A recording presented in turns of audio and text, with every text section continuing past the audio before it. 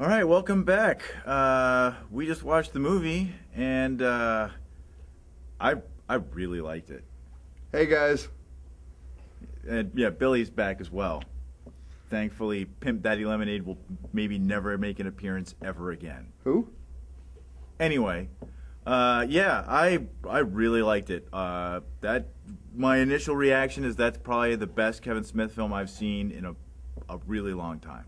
Wow, really? Yeah.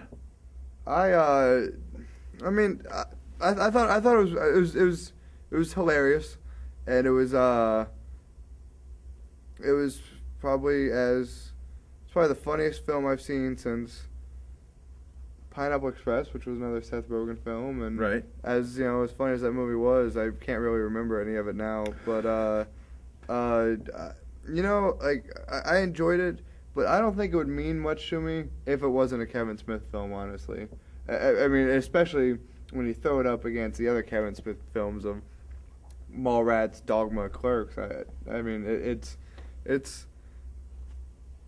kind of low on it's pretty Really? low on my Kevin Smith. See, I have to disagree. I think that I felt that this film, as interestingly, you know, with the subject matter being a couple people make a porno, I felt that this film, which is, you know, admittedly pretty juvenile, I felt this film showed how much Kevin Smith has progressed as a writer and a director as far as how he handles his material, above and beyond movies like Clerks and Mallrats, and even Dogma, which dealt with some pretty heavy themes, I felt. I mean, it was completely out of Kevin Smith's wheelhouse, and it was something that he's never done before by far. And I mean, it looked like a Kevin Smith film. It felt like a Kevin Smith film, but I mean, I enjoyed it, and it was something that we hadn't seen before from. Which I would agree with. I'm surprised to hear you say that you didn't enjoy it as much as I did. It was funny, but it's not going to be. It didn't strike with me with the way that Mallrats did, or I mean.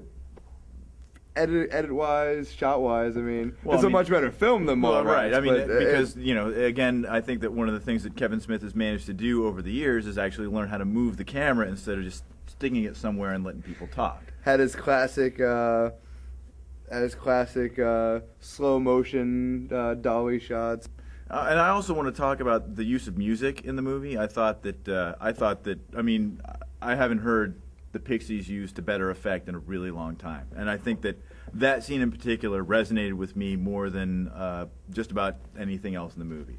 I wasn't. Once again, I just wasn't a big fan of the soundtrack in this film either. Sorry, go on. I'm listening. I just felt like the DMX and Dreamin'. I just like as far as I thought the soundtrack in Clerks 2 was fantastic, but I thought he kind of went with a similar all over the wall kind of soundtrack for this film, and it didn't resonate with me as much as I thought it was kind of neat that a lot of the stuff that you normally see in a Kevin Smith film wasn't present. There was no Matt Damon, there was no Ben Affleck, there was no Kevin Smith. There was no Jason Lee. There was no Jason Lee. Which, I mean, is very strange, because I come to expect some sort of cameo. I mean, granted, there were cameos, and they were fantastic cameos. Right. A whole lot of Jason Mewes. Oh wow, we saw more Jason Mewes than we probably ever wanted to. Of Jason Mewes, and we've seen a whole lot of Jason Mewes in the past, but this was more Jason Mewes, and was that like a heart? Is that what that was? I wasn't paying close enough attention. It was just, you know, you see it on the screen and you're like, what the hell is, yeah. Anything else? It did have Jennifer Schwartzbeck in it. I thought Justin Long had probably more than a cameo, but had an amazing small part. I think really Seth Rogen and Elizabeth Banks, I mean, they were good. Yes. It wasn't fantastic, but it was what you'd come to expect from those two. I'll disagree with you on that, Okay. but go on. But the guy who I feel absolutely steals that movie is Craig Robinson. Absolutely. Yeah. Some of his lines, his delivery, just his whole demeanor and presence. I've been saying for a long time, watching him on The Office, that he's just a guy waiting to find something awesome to do. And I think that with this movie, he really hits that stride. Which, one last thing I want to say is, once the credits start, sit in your seat because there's a great moment about 2 minutes into the credits. So when everybody's getting up to leave, stick around because I thought that, I mean, I thought the whole movie was hilarious, but that last part was... And I mean, and even when everybody left after that, there was still a little bit more. So there you go. So on a scale of 1 to 10, where do you put this? It's going to be high because it's Kevin Smith. Okay. And so why don't you give me 2 numbers, like high because it's Kevin Smith, and then like another number. I'm going to give it probably about 8.5. Okay. I'll probably give it about a 6.5. Okay. Actually, I'll give it higher than a 6.5. 7.5 maybe. I don't know. I think I'm going to have to think about this one. I think you are, because your rating system makes no sense. What's wrong with my... Are you really... Okay, you just sat here and basically gave me the impression that you thought the movie was kind of and then you say 6.5 or 7. I mean, I was just a little disappointed. If your average is a 5, then, you know, I'm thinking a 6.5, 7, that's actually pretty good. But the way you talk, I'm thinking you're going to give it like a 3. Well, I gave Max Payne a 5. Why would I give this a 3?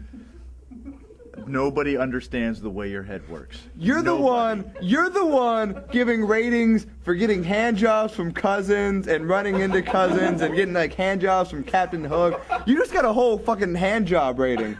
I do not have a whole hand job rating. Dutch rudder. But and actually, speaking of which, Dutch rudder.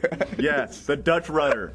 I would rate this movie a Dutch rudder from Elizabeth Banks and Scarlett Johansson. Hey. Oh, sorry, and Seth Rogen. Yeah, yes, I would rate this movie a Dutch rudder from Elizabeth Banks and Seth Rogen. Yeah. Do you think this was Kevin Smith's most offensive film yet? There was a lot of... I think that, on the surface there was a lot to be offended by, but I actually think... I mean, as far as language and sexual... Like, as surprising it is, I think anybody who's watched Clerks knows. You're right, exactly. But as far as sexual language, it probably didn't have as much as I would think it would, but it made up with that in actual sex. Which there was a lot of. Yes, indeed.